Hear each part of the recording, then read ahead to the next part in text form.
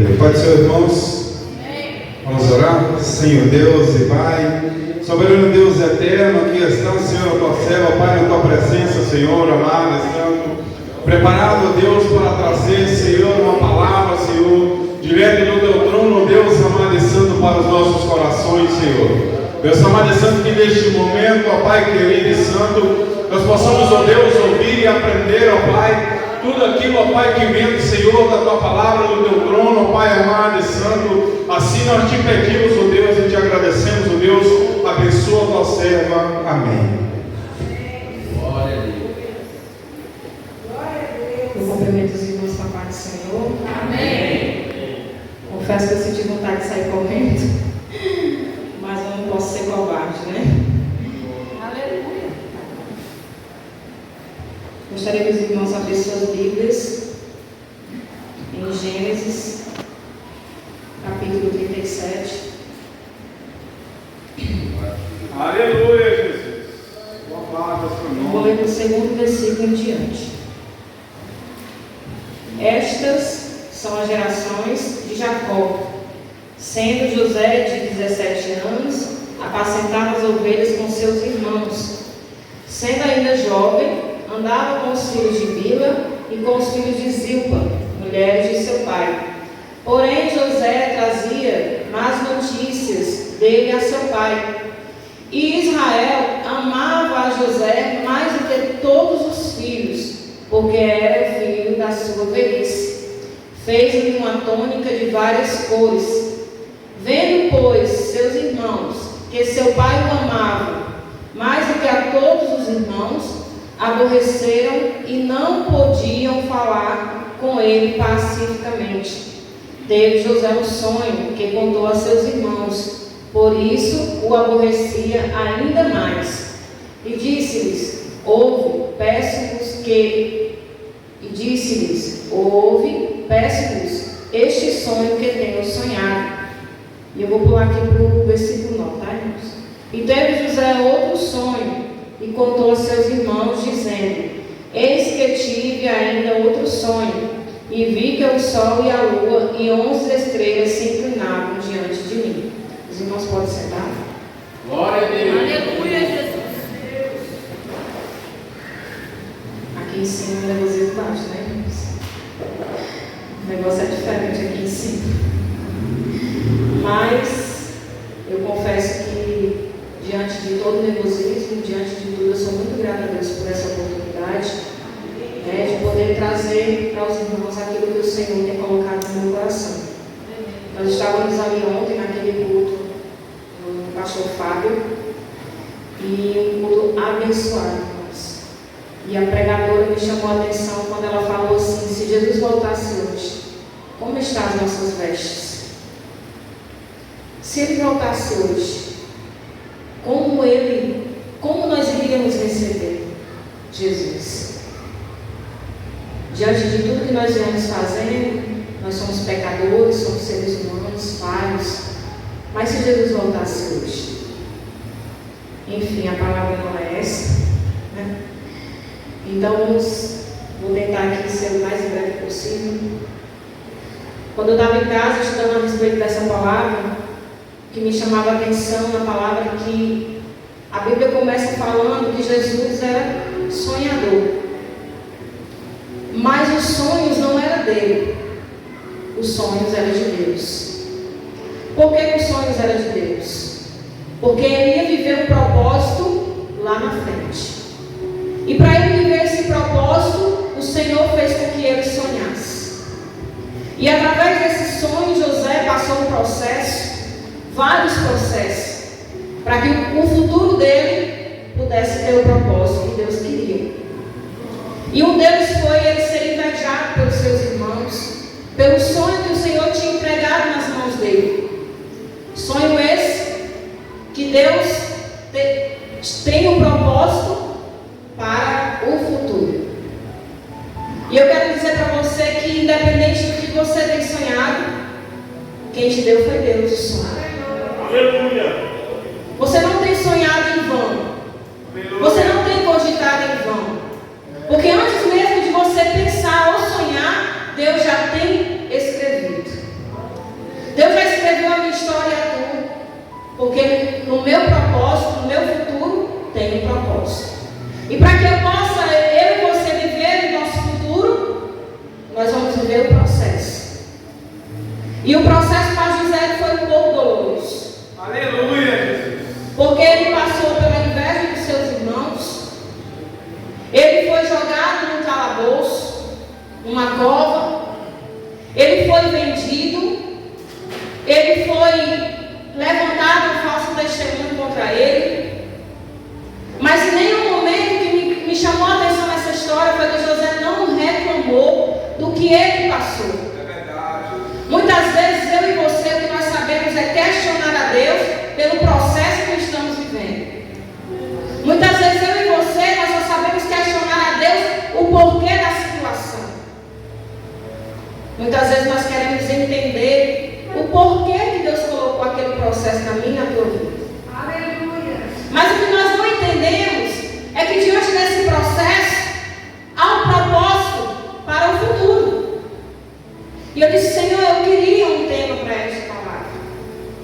E o Senhor me deu um tema, que foi uma vida com propósito. Por que uma vida com propósito? Porque se você não tiver propósito, você não tem nada. Se você não tiver um propósito, uma expectativa de vida, você não tem nada. Porque o Senhor, Ele é grande, Ele é poderoso para dar a mim e a você o sonho, o desejo que nós queremos. Porque quando nós sonhamos, o Senhor sonhou primeiro. Aleluia. Eu lembro que quando eu casei com Israel, eu queria muito ter um filho. Eu queria muito que Deus me abençoasse com um filho. Os médicos falavam que eu não podia ter filho, porque eu tinha um problema no meu útero. E ele falou, olha, você não pode ter filhos. Mas eu não desisti. Eu continuei achando e acreditando e buscando ao Senhor que eu poderia sim ter uma filha, ou um filho. A vontade era de Deus. E aí, durante um tempo, eu comecei a desacreditar. Porque muitas vezes o inimigo, ele quer matar o meu e o teu sonho, o meu propósito, o teu propósito. Mas o que ele não consegue fazer na minha vida e na tua é matar os sonhos de Deus. Porque o sonho de Deus é maior do que o meu e do que o teu. E o que vai prevalecer na minha vida e na tua é os sonhos dele. E aí quando eu fui no médico, o médico falou, olha, você tem que fazer um peixinho porque você está pré-diabético. E aí eu disse, meu Deus, pré-diabético. E aí eu fui na igreja que eu congregava, pedi o pastor e a pastora oração por mim. E eu até brinquei com a situação, eu disse, pastor, eu não aceito as dançarinas do diabo na minha vida, que é as diabetes, né? As diabetes eu chamava de dançarina do diabo. Eu disse, eu não aceito, pastor, porque isso vai atrapalhar o meu desejo, o meu sonho. Porque primeiro eu teria que tratar a diabetes, para depois, se o Senhor permitisse, eu engravidasse, tivesse um filho. E aí eu fiz uma campanha de oração juntamente com a igreja por 15 dias. E aí a médica passou um outro exame, que é chamado, que bebe um líquido, que esse líquido é horrível, curva glicêmica. E aí eu fiz esse exame, né? Tomei uma jarrazona assim que eles dão para a gente tomar acho que de 2 em 2 horas, 1 em 1 hora, não lembro mais. E aí eu sei que eu tomei esse trem todinho, né? E eu liguei para Israel, falei assim, Israel, vai lá buscar o exame. Eu estava no trabalho. Aí o Israel foi buscar o exame. E eu disse assim, Senhor, eu creio, em nome de Jesus, que eu estou curada dessa diabetes. Eu não quero pensamento do diabo na minha vida. Porque elas querem dançar e eu não vou aceitar. E aí Israel foi buscar o exame. Quando ele chegou, ele mesmo entrou na sala da médica e mostrou o exame. E aí eu liguei para ele e disse assim, e aí Israel, o que deu no exame? Aí ele falou assim, calma menino, tu é muito agoniada. Aí eu disse, mas eu quero saber logo. Ele falou assim, a médica disse que você não tem nada. Aí eu disse, glória a Deus. E aí eu falei para a igreja, para toda a igreja, que eu estava curada da diabetes. E para minha surpresa, né? Com poucos dias, eu fui no médico de novo. E ele falou assim, pronto, então já que você não tem nada, nós vamos começar um tratamento para você poder engravidar. E aí eu disse, tá bem. E que eu começasse o tratamento, o Senhor me abençoou com a vida da Ana Raquel. Aleluia. E aí eu fui, as minhas amigas falaram assim: você está grávida.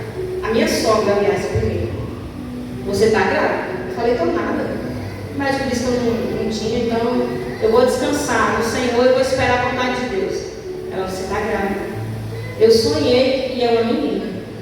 Aí eu sorri, igual Sara fez, né? Eu sorri. E eu disse: meu Deus do céu, mais um sonho, né? Só que eu tinha esquecido que o sonho era meu. Era meu. Mas antes que eu sonhasse em ter Ana Raquel, o Senhor sonhou primeiro em trazer ela ao mundo. Assim foi com José. E quando eu fui fazer o exame, as minhas amigas lá do trabalho falaram: vai não, mulher, faz o exame. Aí eu digo: mais dinheiro que eu vou gastar. Aí fiz o exame. E a menina que trabalhava na clínica era uma conhecida minha. E as minhas amigas do trabalho, por trás de mim, ligaram para a clínica. Depois do tempo que eu falei que tinha marcado, né? Daqui a 1 hora o resultado sai. E aí a minha amiga pegou o celular e disse assim: oi, aqui é a Kelvin. Nas empresas que eu trabalhava, era conhecida por Kelvin, meu nome é Kelvin Silmar. Oi, aqui é a Kelvin, amiga Juliana. Eu queria que você me dissesse qual foi o resultado do meu exame. Aí a Juliana falou assim: Kelvin, eu vou falar porque é pra tu, porque eu te conheço, mas tu sabe que não pode. Isso não era eu, tá, gente? Eu estava aqui no celular, porque eu trabalhava no call center. Eu aqui no celular. Aí quando a menina falou assim: amiga, parabéns, você está grávida. Aí ela disse: espera aí só um minuto. Ela pegou o celular e colocou no meu ouvido: fala de novo.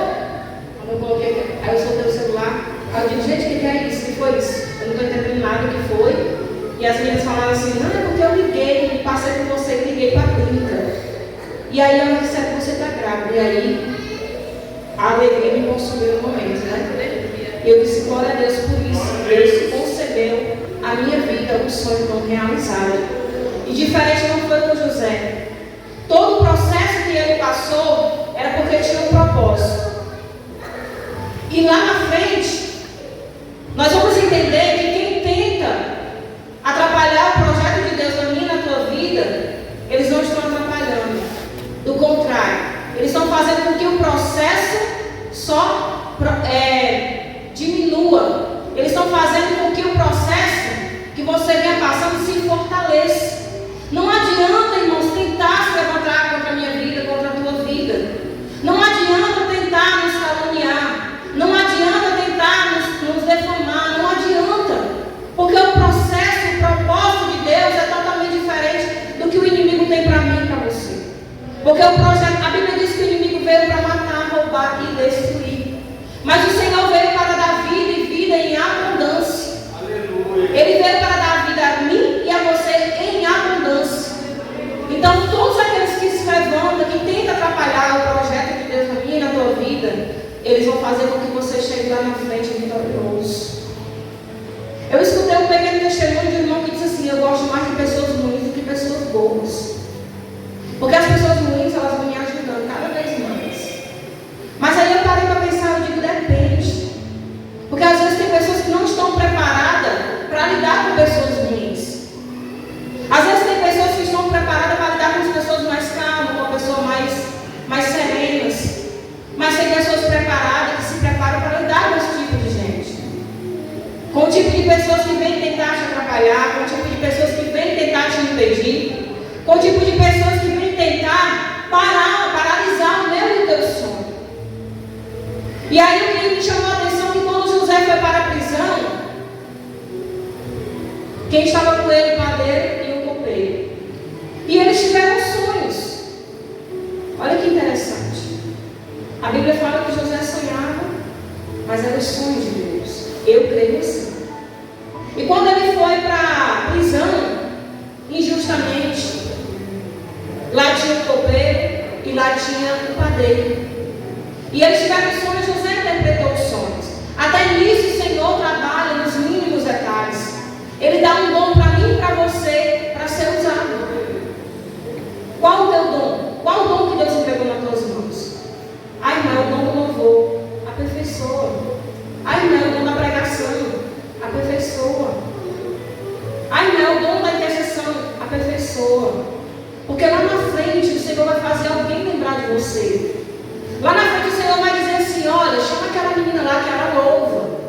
dei um dom para ela. E ela tem que usar. Chama aquela menina lá porque ela prega.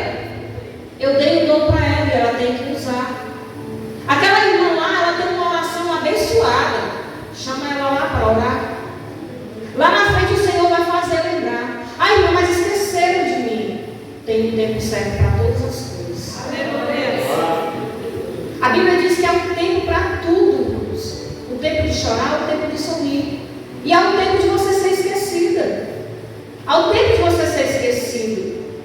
Mas é porque lá na frente vai ter um propósito. E aí a palavra do Senhor diz que José interpretou aqueles sonhos. E lá na frente José falou para o copeiro: olha, eu estou te falando, a interpretação do teu sonho, assim aconteceu. Mas quando tu saíres daqui, lembra-te de mim. E o copeiro saiu. E aí o que foi que o Senhor? Aí começa o propósito de Deus na vida de José. O copeiro foi liberto da prisão. E aí Faraó teve um sonho. E esse sonho o perturbava. E aí o copeiro falou assim: agora eu lembro dos meus pecados. Existe uma pessoa que pode interpretar o teu sonho. E aí Deus fez com que o copeiro lembrasse dele. Porque o propósito de Deus ia começar naquela hora. E aí o copeiro lembrou de José e mandaram chamar José. Se ele tivesse lembrado de José antes, o propósito de Deus ia ser diferente. Quem ia mudar era o homem. O Senhor tinha um tempo determinado para fazer ele ser lembrado. E aí quando o copeiro lembrou que Faraó mandou chamar ele, e ele interpretou o sonho de Faraó. E ali começou o propósito para o futuro de José. Irmã, mas eu sou esquecida, eu sou do banco. Irmã, eu não sei. Irmã, há um tempo para todas as coisas. Vai chegar o tempo em que o teu dom, o dom que você tem, o Senhor vai fazer alguém lembrar. E quando o Senhor fizer alguém lembrar, você tem que estar aperfeiçoado. O que me chamou a atenção é que José disse para ele, só que a prisão era fria. Tem momentos que não é fácil você estar só. Tem momentos que não é fácil você orar só. Não é fácil você buscar só. Não é fácil você interceder só. Assim José se sentiu sozinho. Mas o Senhor estava com ele.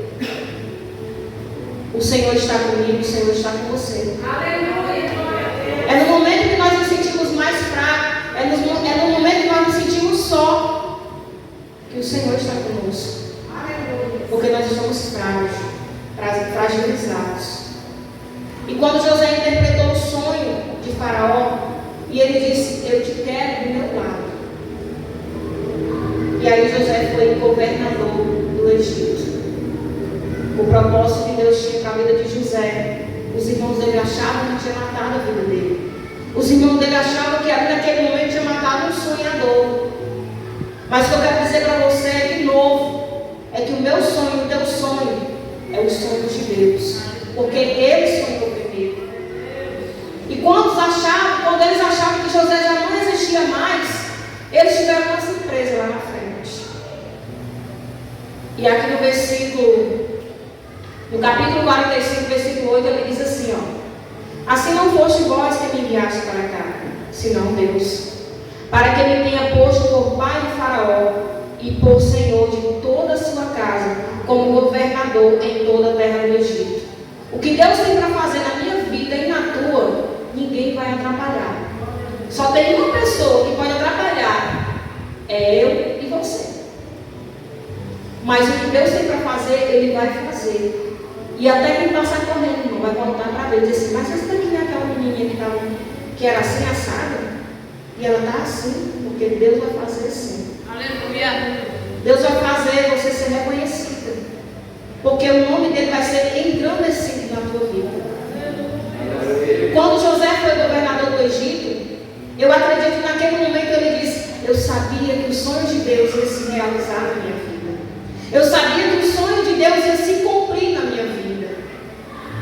Você tem certeza que o sonho de Deus vai se cumprir? Você tem certeza que o sonho de Deus, os sonhos que você tem sonhado é o sonho de Deus? Pois se você tiver a certeza, eles vão se cumprir. Não desacredite em nenhum momento do poder do Senhor, do que Ele pode fazer na minha e na tua vida.